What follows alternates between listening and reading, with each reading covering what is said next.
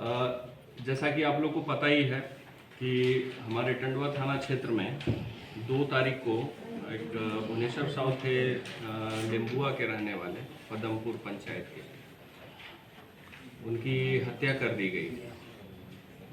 जैसे उस दिन जो सुबह सूचना प्राप्त हुई थी कि लिम्बुआ के जंगल में कुछ टीपीसी नक्सली का ये बता के उनको 4 लोग जो है अपहरण करके पहाड़ के ऊपर ले गए हैं। और फिर जब पुलिस हमारी जब सर्च करने के लिए वहाँ निकली थी, पुलिस टीम जब त्वरित उसमें गई कार्रवाई करने के लिए, तो वहाँ पे जब ऊपर पहुँची तो हमें उनका डेड बॉडी वहाँ पे प्राप्त हुआ था। उसी के आलोक में त्वरित कार्रवाई करते हुए हमारे द्वारा एक एसआईटी टीम का गठन किया गया था। और एसआईटी टीम के गठन के द्वारा उसमें जो है कुछ अपराधी जो पकड़े गए हैं और ये जो कांड है उसका एक उद्भेदन हम लोग के द्वारा उसमें किया गया है।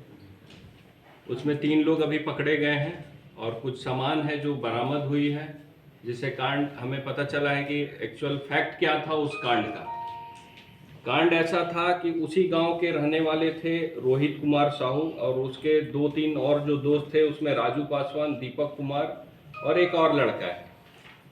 ये लोग उसी गांव के थे। पुरानी दुश्मनी थी, कुछ पुराना उनका वैमनस्य रहा था उनके साथ, जिसके कारण उनकी हत्या की गई।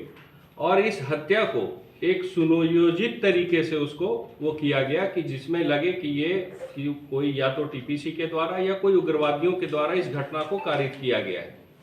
और एसआईटी टीम ने इसमें बहुत अच्छे से त्वरित कार्रवाई करते हुए सबकी अरेस्टिंग की है और इस कांड का उद्भेदन भी किया है। और ये केस आप लोगों के सामने भी आज ये खुल रहा है और रखा जा रहा है आपके माध्यम से। इसमें अभी तक हम लोगों के जांच में या अनुसंधान में कोई उग्रवादियों की बात अभी तक नहीं आ पाई। भविष्य में अगर वैसा कुछ पाया जाता है तो वो अनुसंधान का विषय है, वो अनुसंधान आगे चलता रहेगा। लेकिन ये जो था, ये जो हत्या था, वो एक आपसी रंजिश का हत्या था। जैसे इसमें एक जो लड़का है रोहित कुमार साहू, इसका भाई जो है एक पहले भी किसी के पोक्सो के केस में वो जेल गया हुआ है। तो इसका ये मानना था कि उसको जेल भिजवाना या जेल जब वो गया या केस करवाना, उसके पीछे कहीं ना कहीं भुवनेश्वर साहू का हाथ था, ये इसका ऐसा मानना था।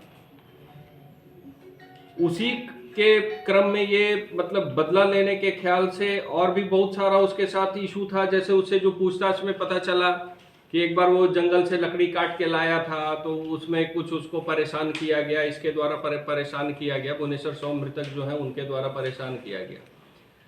तो उसी का ये बदला लेने के लिए ये पिछले घटना के सप्ताह 10 दिन पहले से ये प्लानिंग कर रहा था। मेन प्लानर अगर कहा जाए तो ये रोहित साहू ही मेन प्लानर यही था, रोहित कुमार साहू ही मेन प्लानर था। ये टेम्पू चलाता है, 2-3 साल से ये रांची में रह रहा था। ये घटना के कुछ दिन पहले यहाँ आता है, अपने दोस्तों को 3-4 लड़कों को ये जमा करता है। 3-4 दिन तक वो भुवनेश्वर साहू के डेली जंगल जाने वाले रास्ते का रेकी करता है कि कितना बजे जाता है गाय को छोड़ने के लिए, कब कैसे वापस आता है। और उसी में वो 2 तारीख को सुबह 7:30-7:30 बजे के आसपास वो जंगल में पकड़ता है, उनकी माँ को बांध देता है। बांधने के बाद वो लोग को पीटते हुए उसको ऊपर ले जाता है। चूँकि वो लोग को ये इस घटना को उग्रवादी का रूप देना था, इसलिए ये लोग उग्रवादी का ड्रेस भी पहने हुए थे। उसमें नकली 2 बंदूक भी पकड़ाया है, कुछ उग्रवादी का वो पाउच जो रखने का सामान है वो भी पकड़ाया है। और इन लोग की निशानदेही पे ये सारा चीज़ पकड़ाया है। पकड़ाने के बाद ये सारे सामान बरामद है। अभी तक का ओवरऑल घटनाक्रम यही है। आपका कुछ क्वेश्चन है तो बताइए। का जो बर्जेस आक्रमण का नाम आया है तो उसको क्या कहा जाए?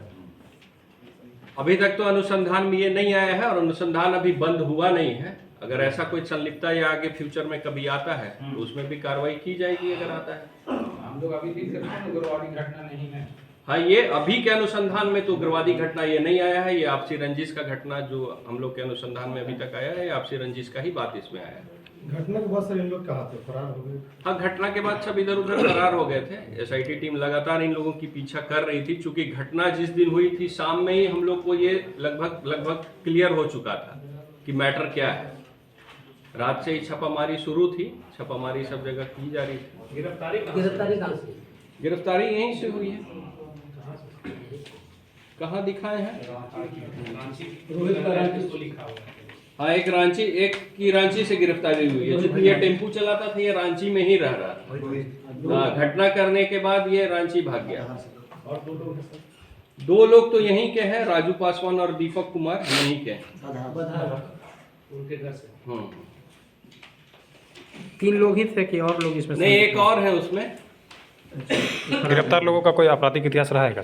हाँ, आपराधिक इतिहास रहा है। जैसे रोहित कुमार और राजू पासवान, ये 2 लोगों का आपराधिक इतिहास रहा है। रोहित कुमार जो है केरेडारी थाना से 2015 में 392 के केस में जेल जा चुका है। राजू पासवान भी जो है वो कटकमदाग थाना से, हजारीबाग से 2016 में जेल जा चुका है। क्या क्या बरामद हुआ है सर? जैसे 2 नकली पिस्टल है, फिर कैमोफ्लाइज ड्रेस वगैरह है जो उस दिन ये लोग कुछ पहने हुए थे वो है। फिर एक टांगी भी है और जो 2 मोबाइल है वो भी बरामद हुआ है। पैसा वगैरह भी? नहीं, पैसा वगैरह नहीं बरामद हुआ है, क्योंकि पैसा उसके पास तो था नहीं, पैसा तो लूट हुआ नहीं है।